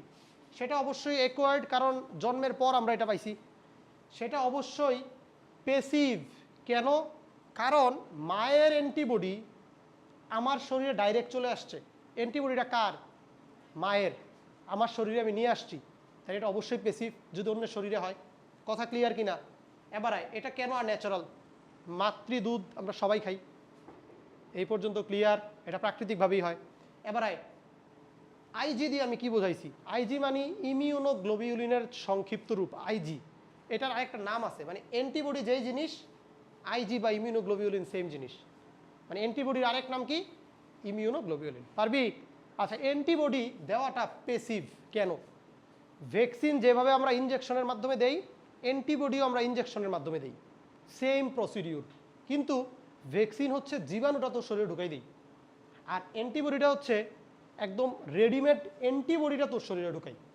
এই জন্য এটা প্যাসিভ, এটা আরেকজনের অ্যান্টিবডি তোর শরীরে ঢুকাইছি। এটা আর্টিফিশিয়াল কেন? এটা ইনজেকশন দিয়ে দিই। আর এটা অ্যাকোয়ার্ড কেন? এটা জন্মের পর পাই। সবাইকে আমরা ক্লিয়ার? এই স্লাইড নিয়ে কোনো ঝামেলা আছে কারোর? ভ্যাকসিন আর অ্যান্টিবডির মধ্যে পার্থক্য বুঝছেন? তাহলে আমরা যাই এরপরে। এবার আমাদের পরের প্রশ্ন হচ্ছে, এই অ্যাক্টিভ ইমিউনিটিকে আবার দুই ভাগে ভাগ করা যায়। একটার নাম সেল মিডিয়েটেড ইমিউনিটি, আরেকটার নাম হিউমোরাল ইমিউনিটি। সেল মিডিয়েটেড কোনটা? আমরা একটু আগে পড়ছিলাম কোষ নির্ভর ইমিউনিটি, মনে পড়ে? ওই যে সাইটোটক্সিক টি সেল দিয়ে যে মেরে ফেলা যায়, এই কোষ নির্ভরের ইংলিশ নামটা হচ্ছে সেল মিডিয়েটেড। আরেকটা ছিল রস নির্ভর ইমিউনিটি, মনে পড়ে? এই রস নির্ভরের ইংলিশ নাম হচ্ছে হিউমোরাল ইমিউনিটি, আর কিছুই না। পারবো? All clear? এবার যাই এরপরে। এবার চলে যাবি হচ্ছে ডাইরেক্ট অ্যান্টিবডিতে। আসছিস? আচ্ছা অ্যান্টিবডি নিয়ে কি কি পড়া লাগবে? সবার আগে পড়া লাগবে অ্যান্টিবডি কি। এটার অ্যান্সার হচ্ছে অ্যান্টিবডি একটা প্রোটিন। আচ্ছা প্রোটিন কি দিয়ে তৈরি হয়? অ্যামাইনো অ্যাসিড দিয়ে। তাহলে অ্যান্টিবডি অ্যামাইনো অ্যাসিড দিয়ে তৈরি, মানে অ্যামাইনো অ্যাসিডের চেইন দিয়ে তৈরি, তাই না? আচ্ছা এই যে এগুলো হচ্ছে অ্যামাইনো অ্যাসিডের চেইন, বুঝ কিন্তু এই প্রত্যেকটা হচ্ছে অ্যামাইনো অ্যাসিডের চেইন।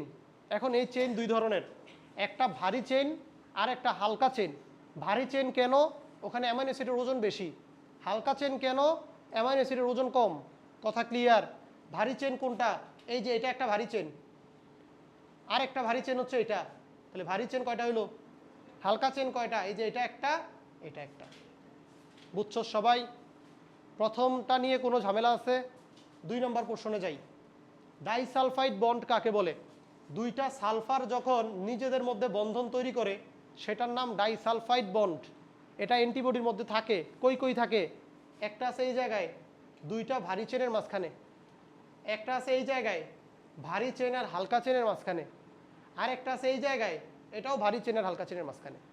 এদের কাজ কি? অ্যান্টিবডিকে কানেক্ট করে রাখা, অ্যান্টিবডির চেনগুলোকে ধরে রাখা। এই পর্যন্ত ক্লিয়ার? এর পরেরটার নাম কনস্ট্যান্ট রিজিয়ন এবং ভেরিয়েবল রিজিয়ন, মানে স্থায়ী এবং পরিবর্তনশীল অঞ্চল। কোনটা? ভালো করে দেখ।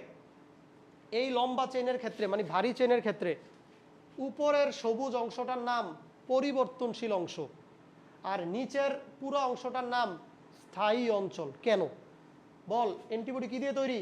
প্রোটিন। প্রোটিন কি দিয়ে তৈরি? Amino acid. অ্যামাইনো অ্যাসিড কি দিয়ে তৈরি? একটা অ্যামাইনো গ্রুপ দিয়ে, তাই না? অ্যামাইনো মূলক দিয়ে।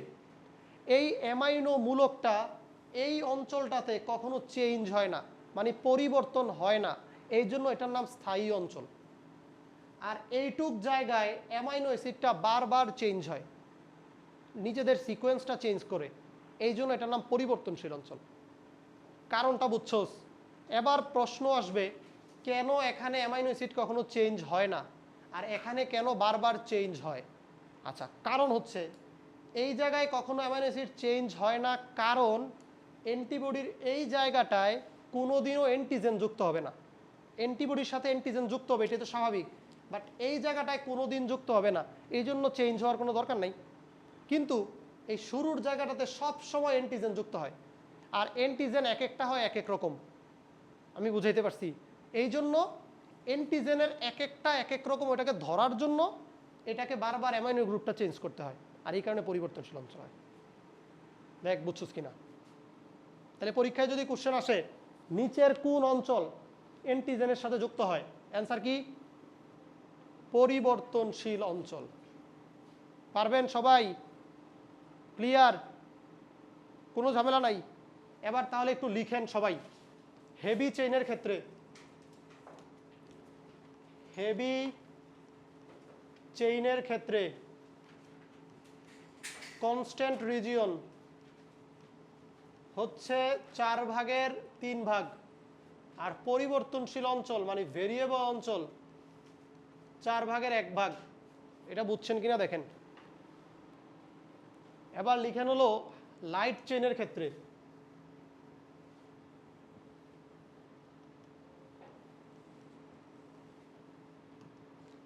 লাইট চেনের ক্ষেত্রে কনস্ট্যান্ট হচ্ছে 2/1 ভাগ, আর ভেরিয়েবলও 2/1 ভাগ।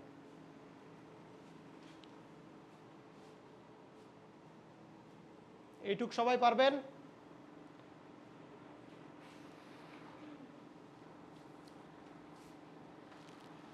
আচ্ছা, এরপরের পোর্শনের নাম হচ্ছে হিঞ্জ রিজিয়ন কাকে বলে? হিঞ্জ হচ্ছে কবজা সন্ধি, এটার নাম হিঞ্জ জয়েন্ট। এই অ্যান্টিবডির এই জায়গাটুকু দেখতে কবজার মতো, এই জন্য নাম হয়েছে হিঞ্জ রিজিয়ন। পারবি? বা কবজা রিজিয়ন।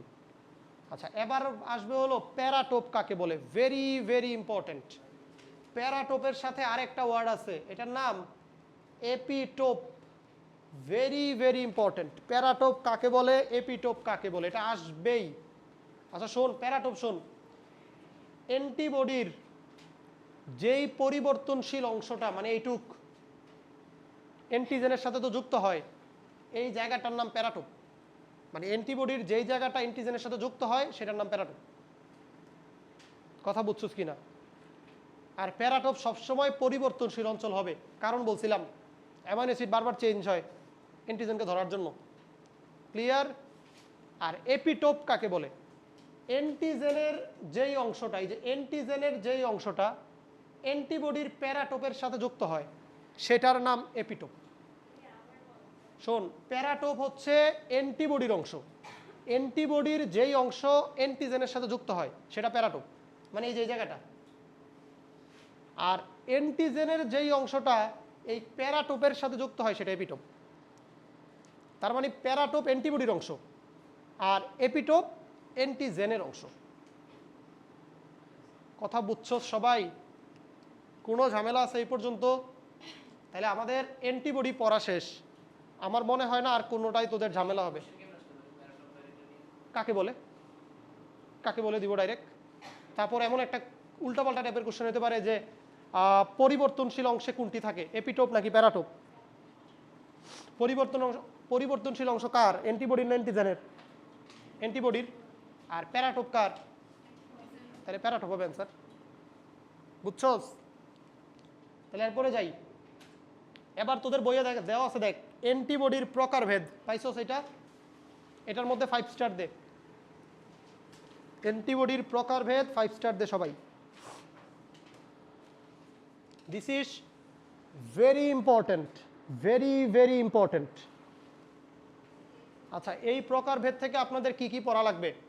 প্রথমে পড়া লাগবে অ্যান্টিবডি কত প্রকার? 5 প্রকার। নামগুলা কি কি? এবার প্রতিটার মধ্যে পড়া লাগবে, ধর ইমিউনোগ্লোবিউলিন জি যেটা আইজিজি, পড়া লাগবে আইজিজি কত পার্সেন্ট, 1 নম্বর কোশ্চেন। 2 নম্বর কোশ্চেন পড়া লাগবে আইজিজি কোথায় থাকে। 3 নম্বর কোশ্চেন পড়া লাগবে আইজিজি এর কাজ কি। কয়টা কোশ্চেন বললাম? 3টা। এভাবে প্রতিটার মধ্যে 3টা করে কোশ্চেন হইলে টোটাল কয়টা হয়? 15টা কোশ্চেন 5টার মধ্যে। এই 15টা কোশ্চেন সবাইকে পারতে হবে। এটা আমি বোঝানোর কিছু নাই, এটা মুখস্থ করতে হবে আপনাদের। আমি কি বুঝাইতে পারছি? আচ্ছা, তারপরে ছবি থেকে একটা কোশ্চেন আসে, আমি শুধু এটা দেখাই দিই। ছবির কোশ্চেনটা শুনেন। এই ছবিগুলোর মধ্য থেকে আসবে নিচের কোন অ্যান্টিবডি সবচেয়ে বড়? অ্যান্সার কি? আইজিএম। কেন? কারণ আইজিএম এর মধ্যে 5টা অ্যান্টিবডি থাকে, 5টা মিলে একটা অ্যান্টিবডি হয়। এই জন্য এটার নাম হলো পেন্টামার। এটার নাম হলো পেন্টামার। পেন্টামার। পরীক্ষায় কোশ্চেন আসতে পারে নিচের কোনটি পেন্টামার, মানে 5 অ্যান্টিবডি বিশিষ্ট, সেটার অ্যান্সার হবে আইজিএম। আর আসতে পারে নিচের কোনটি মনোমার, বাকি সবগুলা মনোমার। মনোমার মানে একটা করে। পারবি কিনা বল? এবার যদি কোশ্চেন আসে নিচের কোন অ্যান্টিবডির সংখ্যা সবচেয়ে বেশি,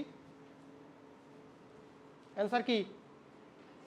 আইজিজি 75%। সংখ্যা মানে পার্সেন্টেজ, আর আকার মানে তো বুঝোস, এই যে এটা। তাহলে আমার মনে হয় তোদের সবগুলো কোশ্চেন আমি বলছি, তোদের কাজ হচ্ছে মুখস্থ করা। বল।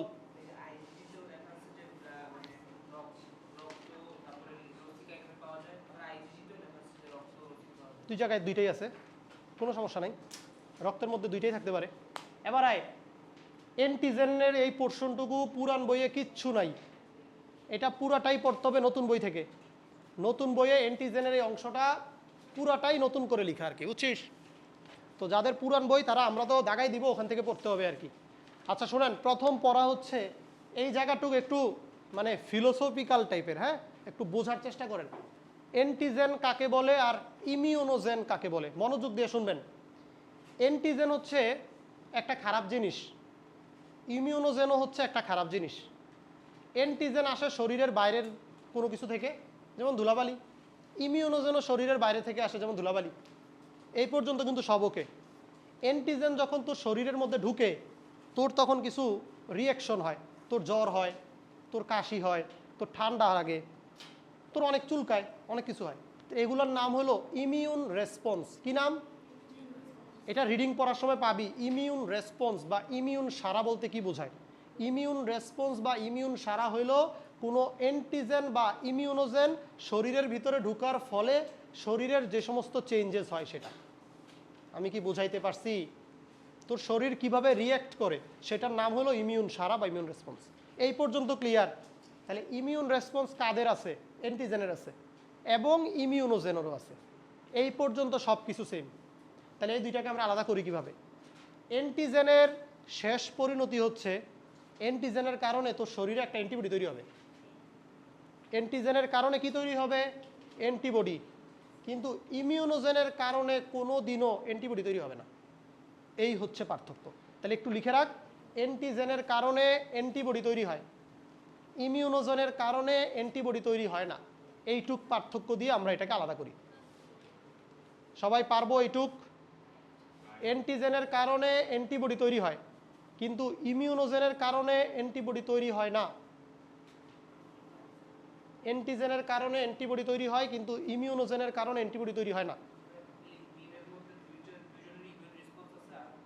দুইটার মধ্যে ইমিউন রেসপন্স আছে, দুইটাই বহিরাগত বস্তু, দুইটাই খারাপ, দুইটাতেই আর কি বলবো, হয়েছে এগুলো বললে হবে। ওকে, এবার শোন, এবার পরের প্রশ্ন আছে তোদের বইয়ে, অ্যান্টিজেন কত প্রকার ও কি কি? অ্যান্টিজেন দুই প্রকার, একটার নাম এক্সোজেনাস অ্যান্টিজেন আর একটার নাম এন্ডোজেনাস অ্যান্টিজেন। এক্সো মানে কি? বাইরে। তাহলে বাইরে থেকে যদি কোনো অ্যান্টিজেন তোর শরীরে ঢুকে সেটার নাম এক্সোজেনাস অ্যান্টিজেন, যেমন ধুলাবালি, ব্যাকটেরিয়া, ভাইরাস। আচ্ছা, এন্ডোজেনাস অ্যান্টিজেনটা খুব ইম্পর্টেন্ট।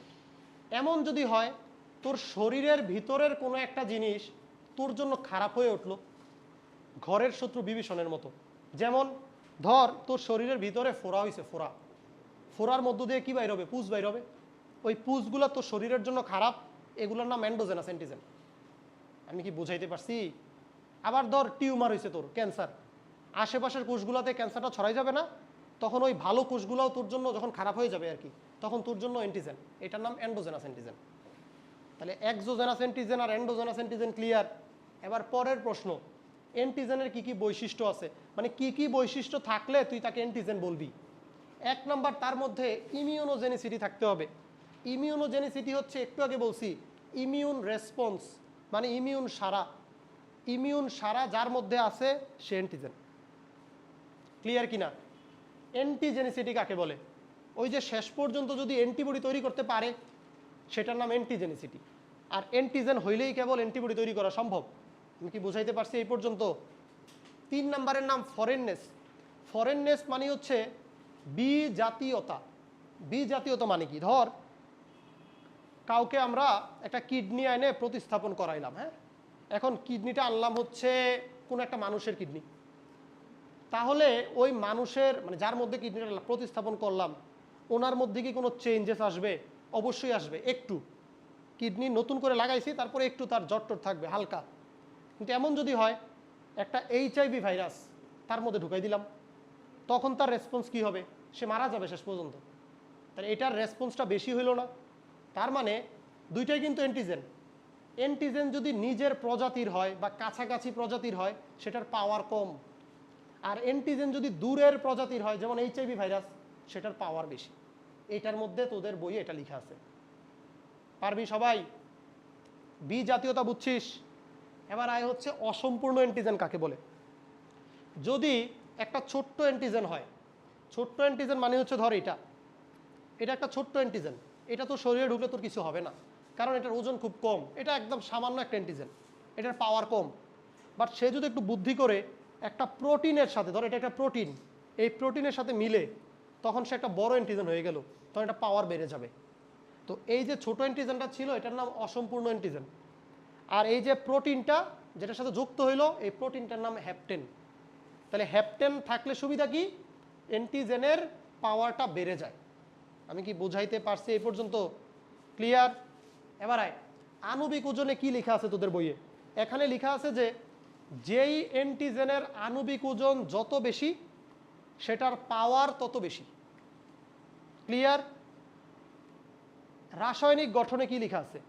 রাসায়নিক গঠনে লেখা আছে যে অ্যান্টিজেনের স্ট্রাকচার যত বেশি জটিল তার পাওয়ার তত বেশি, আর যে অ্যান্টিজেনের স্ট্রাকচার যত কম বা যত সহজ সরল তার পাওয়ার তত কম।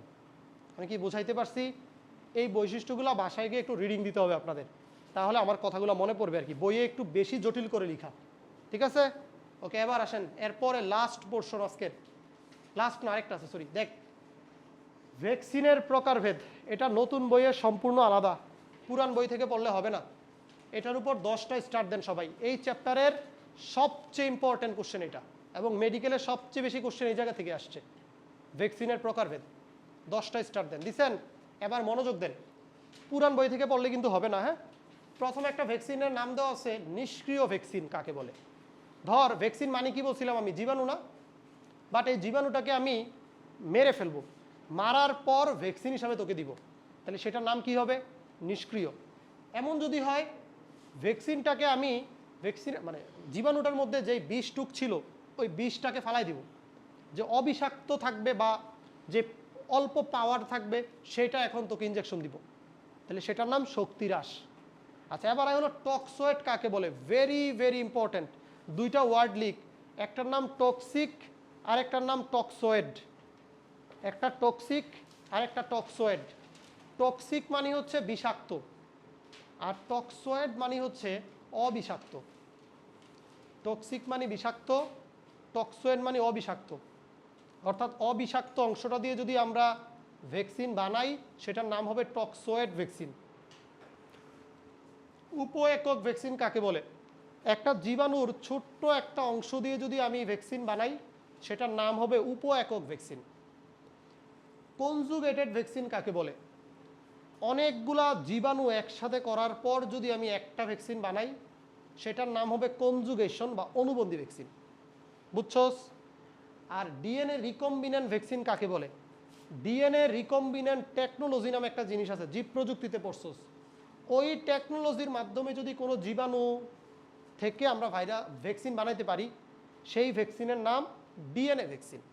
আমি কি বোঝাইতে পারছি এই পর্যন্ত? পরীক্ষায় আসবে উদাহরণগুলোকে অবশ্যই মুখস্থ করতে হবে ভালো মতো। কোনটা? করোনা ভাইরাস অনেকগুলো দিয়ে বানানো হয়েছে, তবে এই যে ডিএনএ ভ্যাকসিনও বানানো হয়েছে, তারপর উপ একক ভ্যাকসিনও বানানো হয়েছে। এই পর্যন্ত ক্লিয়ার? ওকে, এবার আয় হচ্ছে লাস্ট ইপিআই শিডিউল। নতুন বইয়ে এটা দেওয়া আছে। আসলে অ্যান্টিবডির পর থেকে পুরান বইয়ে আর কিছুই নাই, ওই পুরান বইয়ের ওগুলো সব বাদ। অ্যান্টিবডির পর থেকে সবটাই নতুন বই থেকে পড়তে হবে, বুঝছস? এই শিডিউলটা পাইছস? এই শিডিউলের মধ্যে সবাই 10টা স্টার দে। এটা 10টা স্টার দেওয়ার কারণ হচ্ছে আজ পর্যন্ত এখান থেকে মেডিকেলে কোনো কোশ্চেন আসে নাই, কারণ এটা এবারই প্রথমবার অ্যাড করা হয়েছে, বুঝছস? এই জন্য এবার আসার সম্ভাবনা সবচেয়ে বেশি। আমি কি বুঝাইতে পারছি? তো এটা ভালো মতো পড়তে হবে, এটা মেডিকেল সেক্টরের জন্য এটা ভয়ানক ইম্পর্টেন্ট জিনিস। ক্লিয়ার? আচ্ছা শোন, আমি এটা একটু বুঝাই তোদেরকে, আগে এটার একটু ব্যাকগ্রাউন্ডটা বলি, একটু মনোযোগ দিয়ে শোন। আজ থেকে 50 বছর আগে দেখা গেছিল বাংলাদেশে কিছু ডিজিজ খুব বেশি হইতো, মানে কয়েকটা রোগ সবার হইতো অলমোস্ট, যেমন যক্ষা, পোলিও। আমি কি বোঝাইতে পারছি? তখন বিজ্ঞানীরা ডিসিশন নিয়েছিল এই যে মাত্র কয়েকটা রোগ, কমন রোগ যেগুলো সবার হয়, এই কয়েকটা রোগের জন্য আমরা কিছু টিকা দিব, এবং এটা সবার জন্য ফ্রি, এবং এই টিকাটা আমরা সবাইকে দিব। আমি কি বোঝাইতে পারছি? এটার নাম হচ্ছে ইপিআই শিডিউল, মানে এই টিকা দেওয়ার শিডিউলটার নাম ইপিআই শিডিউল। এই হচ্ছে এই শিডিউল। এই শিডিউলটা কিন্তু সারা দেশে স্বতঃসিদ্ধ, মানে সবার জন্য এটা প্রযোজ্য। কিন্তু আজমল স্যার কি করছে, এটা কিছু কিছু জায়গায় চেঞ্জ করছে উনি, ছোট ছোট চেঞ্জ। এই চেঞ্জ করার কারণ নাই কোনো আসলে। আসল ইপিআই শিডিউল হচ্ছে এটা, বুঝছিস? এটা হচ্ছে সরকারি শিডিউল। এই শিডিউল অনুসারে সব কিছু আমাদেরকে দিতে হবে। আমি তোদেরকে জাস্ট এই শিডিউলটা একটু দুই একটা পড়ে বোঝাই যে কেমনে পড়া লাগবে। দেখ, প্রথমেই দেওয়া আছে কিছু রোগের নাম, তাই না? যেমন প্রথমটায় যক্ষা, যক্ষা চিনোস। দ্বিতীয়টায় দেখ 5টা রোগ একসাথে দেওয়া আছে, দেখছিস? মানে একটা টিকা দিলে 5টা রোগ ঠিক হয়ে যায়। কথা ক্লিয়ার? এরপরে একটা রোগ নিউমোনিয়া, এরপরে পোলিওমাইলিটিস, আর লাস্টে হচ্ছে হাম ও রুবেলা, ওইটাও 2টা রোগ। 2টা রোগের জন্য একটা টিকা। আচ্ছা দেখ, টিকাগুলোর নাম দেখ। BCG pentavalent. পেন্টাভ্যালেন্ট কেন? কারণ 5টা রোগের জন্য একটা, এই জন্য পেন্টাভ্যালেন্ট। একটা ঝামেলা হবে এখানে, ওই যে হিব লেখা আছে দেখ, হিব হবে না, এটা হবে এইচআইভি। তবে এটা কিন্তু বড় হাতের এইচ, ছোট হাতের আই, ছোট হাতের বি। কেউ যদি আবার বেশি উত্তেজনার কারণে এই এইচআইভি লেখা ফেলে তাহলে কিন্তু শেষ। ওইটাও তো হিব, ওইটা লেখলে তো মানে একদম ডেড, বুঝছস?